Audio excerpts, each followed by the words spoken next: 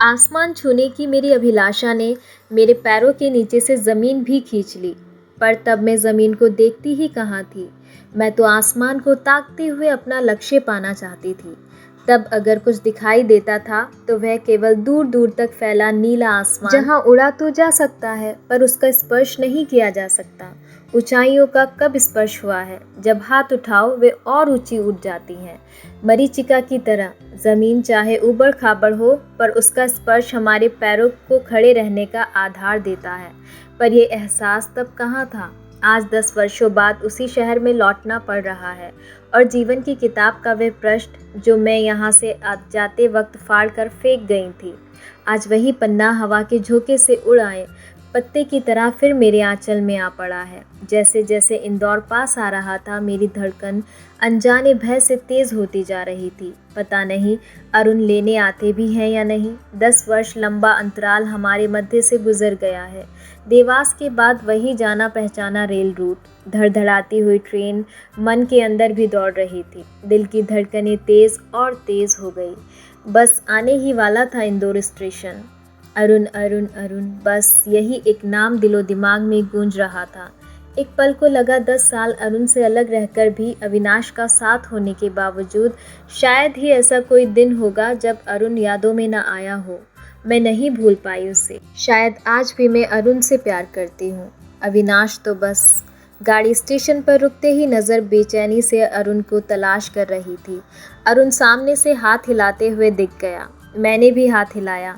गाड़ी से उतरते ही अरुण ने हाथ मिलाया। हाथ पकड़ते ही मुझे लगा अरुण 10 साल के विरह में दोनों हाथ फैलाएगा, मुझे बाहों में समेट लेगा और कहेगा, मैं जानता था तुम ज़रूर वापस आओगी। पर ऐसा कुछ नहीं हुआ। हेलो नीरजा, कैसी हो? अरुण ने मुस्कुराकर पूछा। ठीक ही हूँ, छोटा सा उत्तर दे मैं चुप हो गई थी। अरुण सहज था, पर मैं उसके हेलो से आहत हुई थी। बगैर ज़्यादा कहे मैं अरुण के साथ आगे बढ़ गई। अटैची गाड़ी की डिक्की में रख अरुण ने कहा, चले? मैं चुपचाप अरुण के साथ वाली सीट पर आ बैठी थी। उसका चेहरा शांत था। गाड़ी स्टेशन से बाहर निकाल कर वह मुझे बरसों पुराने हमारे फेवरेट कॉफ़ी हाउस में ले गया। मैं सोच रही थी कि अरुण वहाँ ले जाकर उन पुराने दिनों की यादों को ताज़ा करना चाहता है। मैंने ध्यान हटाना चाहा उन बातों से। कितना बदल गया है कॉफ़ी हाउस। हाँ नीरजा, समय के साथ बदलाव आ ही जाते हैं। देखो, तुम भी तो पहले से मोटी हो गई हो। हाँ, कुछ बदलाव ना चाहते हुए भी आ ही जाते हैं। मोटा होना भी उन्हीं अनचाहे बदलावों में शामिल है। यहाँ आकर गुजरे हुए लम्हों को फिर से जी लेने का मन होने लगा। कॉफ़ी के साथ अरुण ने कटलेट का भी ऑर्डर कर दिया था। कटलेट उसे पसंद नहीं थे, पर उसने बड़े स्वाद से खाए। तुम्हारा स्वाद भी बदल गया है अरुण। तुम्हारा काम कैसा चल रहा है आजकल? एकदम बढ़िया, अरुण मुस्कुराते हुए बोला। और तुम्हारा? अच्छा चल रहा है। इस बार मुझे मध्य प्रदेश का कॉन्ट्रैक्ट मिला है। बहुत बड़ा प्रोजेक्ट है। सोचा इसी बहाने कुछ दिन तुम्हारे साथ रहने को मिल जाएगा। कब से काम शुरू कर रही हो? अरुण ने बिना किसी उत्साह के पूछा। शायद कल से, मैंने सहर्ष बताया। तुम फ्री हो ना अरुण? बस आज किसी तरह कुछ घंटे निकाल पाया हूँ। नहीं निकालता तो तुम समझती कि मैं अब तक नाराज़ हूँ तुमसे। मैं एक बार फिर आहत हुई थी कि अरुण के पास आज भी मेरे लिए समय नहीं है। मैं चाय ख़त्म कर उठ खड़ी हुई थी चलने के लिए। गाड़ी में बैठते ही अरुण ने पूछा था, तुम्हें कहाँ ड्रॉप करना है? घर? हाँ हाँ, पर किसके घर? अरुण ने पूछा। अपने घर अरुण। एक बार मैं फिर देखना चाहती हूँ उस घर को। अरुण ने गाड़ी मोड़ दी। थोड़ी देर में हम उसी घर के सामने थे। मैं उतरने लगी तो अरुण ने रोका था। बाहर से ही देख लो नीरजा, ये घर तो 8 साल पहले ही हम बेच चुके हैं। क्या? हाँ, तो अब कहाँ रहते हो? विजयनगर में। ये कोई नया नगर है क्या? नया नहीं है, अब वहाँ हमारे पास फ्लैट है। क्यों बेचा अरुण? मैं नहीं तो तुम तो जुड़े रहते इस घर से। मैं मन ही मन सोचने लगी थी। एक बार फिर मैं आहत हुई थी। तभी गाड़ी होटल श्रीमाया के सामने रुकी। अरुण ने रिसेप्शन पर पूछताछ की और मेरा सामान रूम में पहुंचवा दिया। मैं मौन रही। मुझे लगा कि अरुण मुझे घर नहीं ले जाना चाहता। वह नहीं चाहता कि उसकी अस्त व्यस्त ज़िंदगी मेरे सामने उजागर हो। अपने टूटे दिल और बिखरे घर को वे समेट नहीं पाया होगा अब तक, इसीलिए घर की बजाय होटल में छोड़ रहा है। मैं चलता हूँ नीरजा, तुम अभी यहीं पर हो तो मुलाकात होगी ही। अगर कुछ परेशानी हो तो इन नंबरों पर कांटेक्ट कर लेना। और हाँ, यहाँ के बेक्ड मशरूम स्पेशल हैं, लंच में ज़रूर ऑर्डर देना। मैं चलता हूँ। वह जल्दी में था, मेरा जवाब सुने बगैर ही चला गया। अगर अरुण की जगह अविनाश ऐसा करता तो मैं तूफान खड़ा कर देती, पर अरुण के इस बर्ताव पर उदासी ने मुझे घेर लिया था। मैं रूम लॉक करके लेटी तो झपकी आ गई। 2 घंटे बाद आँख खुली तो उठने का मन नहीं हुआ। एक मनहूसियत सी पसरी थी कमरे में। सोचकर आई थी कि अरुण को पछतावा होगा मुझसे अलग होने का, पर एक औपचारिक व्यवहार के अलावा उसमें कुछ भी दिखाई नहीं दिया था। अब क्या करूं, यही सोचते हुए उठी, चाय का ऑर्डर दिया और नहाने चली गई। नहाकर थोड़ा फ्रेश लग रहा था। मैं तैयार हुई और कैमरा लेकर होटल से बाहर आ गई थी। रिक्शा ले राजबाड़े तक जाने का मूड बनाया। इतने सालों बाद राजबाड़े को नए स्वरूप में देखा तो कई फ़ोटो खींच लिए। अकेले घूमने में मज़ा नहीं आ रहा था। कितना घूमती थी मैं अरुण के साथ राजबाड़े। सराफे में रबड़ी, देसी घी की जलेबी, कितना स्वाद है यहाँ के खाने में। चाट, पकौड़े, समोसा, सब कितना पसंद था मुझे। यादों के झुरमुट में भटकते हुए मैं उसी चाट हाउस के सामने जा पहुँची थी, पर अकेले खाने का मन नहीं हुआ। कुछ देर रुक रुक कर खाती हुई भीड़ के फ़ोटो लिए और पलटने लगी तो अरुण की आवाज़ सुनाई दी, ए नीरजा रुको। पलटी तो अरुण मेरी ही तरफ आ रहा था। मैं रुक गई। बगैर कुछ खाए जा रही हो? जानती हो तुम्हारे जाने के बाद कई दिनों तक दुकान वाला पूछता था कि आपके साथ वो चटोरी मैडम नहीं आती अब। मैं मुस्कुरा दी, हल्की सी चपत लगा दी थी, पर ऐसा कुछ नहीं कर पाई। अरुण मेरे हाथ में पेटीज चटनी का दोना पकड़ाकर एक छोटे से बच्चे को लेने आगे बढ़ गया। एक खनकती सी आवाज़ सुनाई दी थी, अरुण देखो बंटी कहाँ है। मैंने आवाज़ की तरफ देखा। दुबली, गौरवर्णी, सुंदर सी स्त्री अरुण से बच्चे को गोद में ले रही थी। वे तीनों मेरे पास आ गए थे। अरुण ने परिचय करवाया, नीरजा ये अंजलि है, माय वाइफ, और ये हमारा बेटा बंटी। और अंजलि, नीरजा को तो जानती ही हो। Hello, hi Anjali. Anjali my wife. मेरे कानों में सीसा सा उड़ेलता हुए शब्द थे। अरुण ने शादी कर ली, उसका बेटा भी है। सुबह 2 घंटे साथ रहा पर बताया तक नहीं। मैं भी बच्चे को गोद में ले प्यार करने लगी। बेटा सचमुच प्यारा है, एकदम अरुण की तरह। मैंने पर्स में हाथ डाला और 500 का एक नोट बच्चे को शगुन कहकर पकड़ा दिया। पैरों में अब मानो ताकत नहीं थी। मैं फिर मिलने का वादा कर होटल लौट आई। सारे रास्ते अंजलि माय वाइफ शब्द मेरा पीछा करते रहे। मैं थक गई थी खुद से लड़ते लड़ते। मैं अब भी अरुण से बंधी हूँ, मन से और अरुण से। होटल पहुंचकर मैंने लंच नहीं लिया और डिनर लेने का अब मन नहीं था। कमरे में लौटकर मैं निढाल हो पलंग पर पड़ी रही। खूब रोई भी। इतना तो शायद जब अरुण से अलग हुई तब भी नहीं रोई थी। कमरे में अंधेरा पसरा था, पर मन लाइट जलाना नहीं चाहता था। अंधेरे में जो मानक गढ़े और जिनको आधार बनाकर मैंने अब अपने भविष्य को गढ़ा था, उससे यदि मैं खुश और सुखी रह सकती तो आज रोती ही क्यों।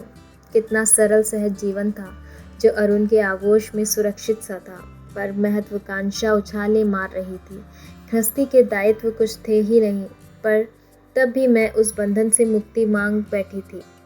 लेकिन समय ने मेरे सारे मुगालते दूर कर दिए। आज अरुण, अंजलि और उनके बच्चे को ज़िंदगी जीते हुए देखा। तभी से लगा मैं हार गई। अपनी सारी महत्वाकांक्षाओं को पूरा करने के बाद भी हार महसूस कर रही हूँ। मैं केवल स्टिल फोटोग्राफी में ही करियर बनाती रही।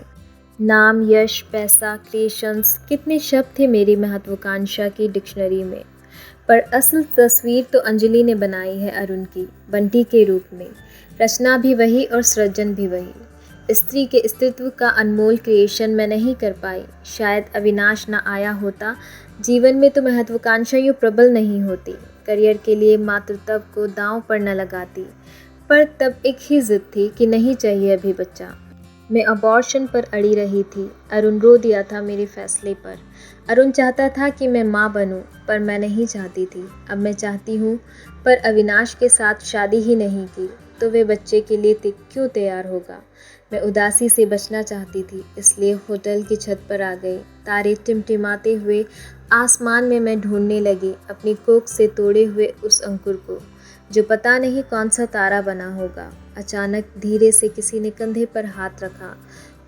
पलटी तो सामने अंजलि थी और अरुण बच्चे को संभाल रहा था। नीरजा, हम तुम्हें डिनर के लिए लेने आए हैं, फटाफट तैयार हो जाओ, अरुण बोला। मुझे? नहीं, मैं यहीं ठीक हूँ। चलिए ना प्लीज़ नीरजा जी, एक बार हमारे लिए चलिए। अंजलि, मैं कल लंच तुम्हारे यहाँ लूँगी, आज मुझे माफ़ कर दो। मैंने अंजलि के कंधे को हल्का सा थपथपाया था। आओ नीचे चलते हैं, यही कुछ साथ में लेते हैं। अरुण, तुमने बताया था ना यहाँ बेक्ड मशरूम बहुत अच्छा बनता है, चलो सब मिलकर टेस्ट करते हैं। वो मान गए। मुझे लगा उन्हें तो मानना ही था, दोनों में अहम नहीं है। अड़ियल स्वभाव तो मेरा था, इतने मान सम्मान से लेने आए और मैं नहीं गई। अरुण मुझे जानता है, मैं हूँ ही ऐसी। कमरे में लौट रही थी, रिसेप्शन पर चाबी लेने पहुंची तो पता चला अविनाश का 4 बार फ़ोन आ चुका है। अविनाश को फ़ोन लगाया, अविनाश से बात करके अच्छा लगा, मन से थोड़ा बोझ कम हुआ। बिस्तर पर पड़े पड़े सोचती रही। अब तक मैं भटक रही थी, लेकिन आज मैंने सत्य को पा लिया था। अपने भीतर के सत्य को अपने भीतर से ही पाना होता है। वह ढूंढने, मांगने या शब्दों से बयान नहीं होता, अनुभव से उतरता है। आज एक सत्य को मैंने बंटी को देखने के बाद खुद में पाया और पहचाना। और सचमुच कितना कड़वा होता है सत्य। फोटोग्राफी में अविनाश की मदद और गाइडेंस से तब मेरा काम चल पड़ा था। मेरी बातों, मेरे काम, मेरी कला में अहंकार झलकने लगा था। वह अहम ही तो था जो मेरे और अरुण के मध्य पसर गया था, वरना आज अंजलि नहीं, मैं नीरजा ही बंटी के साथ होती। क्यों हो गया ये सब? हमारे तो संबंध भी शुरुआत में अच्छे थे, हमने तो प्रेम विवाह किया था। आज समझ में आ रहा है, आपसी समझ जहाँ एक दूसरे के पूरक हैं, वहीं एक दूसरे पर पूरी तरह निर्भर भी हैं। पर हम प्रेम विवाह के बावजूद बिना एक दूसरे की भावनाओं को समझे एक दूसरे के लिए धीरे धीरे अजनबी होते गए।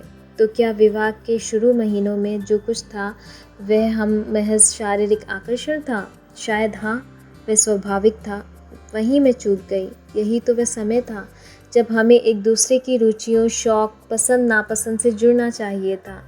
तभी पनपता वह प्यार जो मैंने अंजलि की आंखों में लबालब देख लिया था। वही प्यार जो अरुण मुझे करना चाहता था, पर वह अब पूरी तरह अंजलि को अर्पित है। हाँ, यही प्यार है जिसे मैं ठुकरा कर चली गई थी। यही तो वह सिलसिला है जो आगे चलकर एक सुखी, सफल, लंबे वैवाहिक जीवन की नींव बनता है। मैंने नींव रखी ही नहीं और अब ध्वस्त अवशेषों पर आंसू बहा रही थी।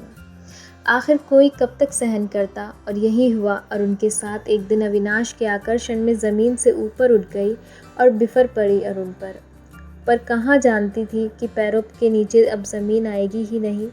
क्या पाया मैंने, क्या खो दिया? यश, नाम, रुपया, स्वतंत्रता जैसे बड़े शब्द हैं जो मैं प्राप्ति के पलड़े में रख सकती हूँ, पर दूसरे पलड़े में एक सुंदर घर, बाहों में समेटता पति, मुस्कुराता बंटी आकर बैठ जाते हैं। तो वह पलड़ा भारी होता चला गया, इतना भारी कि ज़मीन छूने लगा है। दूसरे पलड़े में हवा में लटकने का एहसास एक त्रासदी की तरह कड़वा लगा। ये एहसास इंदौर लौटने के बाद ही ज़्यादा कचोट रहा है। मैं इन विचारों से उबरना चाहती ही थी। चाय और नाश्ता रेस्तरां में जाकर किया ताकि ध्यान बटे। इडली सांभर मंगवाया। नाश्ता करने के बाद चाय की चुस्कियाँ लेने लगी। चाय समाप्त हुई तो नज़र सामने बैठी महिला पर गई। नज़रें मिलते ही हम एक दूसरे को पहचान गए। नीरजा, वह महिला उठकर आ गई। शुभा शर्मा? अब शर्मा नहीं, शुभा जोशी हूँ। अच्छा, कब आई इंदौर?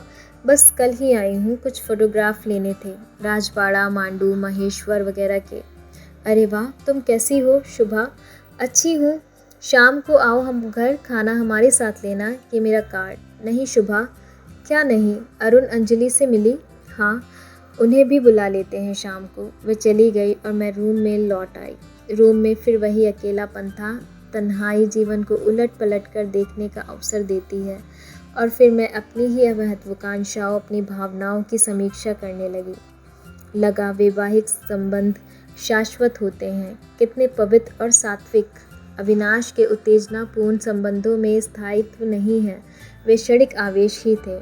अरुण को अंजलि के साथ संतुष्ट जीवन जीते देख लगा। उसे दोबारा पा लेने का मेरा दंभ आज टुकड़े टुकड़े हो गया था। उसे छोड़कर जाना बचपना ही तो था। अब आज मैं स्वतंत्र हूँ, परिपक्व भी और गढ़ सकती हूँ अपना जीवन। पर संतुष्ट परिवार का सुख दोबारा चाहकर भी अब नहीं गढ़ा जाएगा। मैं नीरजा आईने के सामने खड़ी हो गई। माथे पर पसीने की बूंदें चूचूहा आई थी। रंग अब कलसाने लगा है। आंखों के नीचे उम्र झुर्रियाँ बनकर उतरने लगी हैं। तो क्या मेरा समय टल गया? रूम में ही सारा दिन अपनी ही नकारात्मक समीक्षा करते हुए निराश हो चली। रूम में टहलने के बाद स्नान किया, कपड़े बदले, संवर कर देखा तो लगा अब भी अच्छी लगती हूँ। बाहर अंधेरा होने लगा। टैक्सी बुलवाई और पचमढ़ी के लिए चल पड़ी। अरुण को सूचना देना मुझे ज़रूरी नहीं लगा। धन्यवाद। अगर आपको ये कहानी पसंद आई है तो like, comment, share and subscribe करना ना भूलें। Thanks for watching.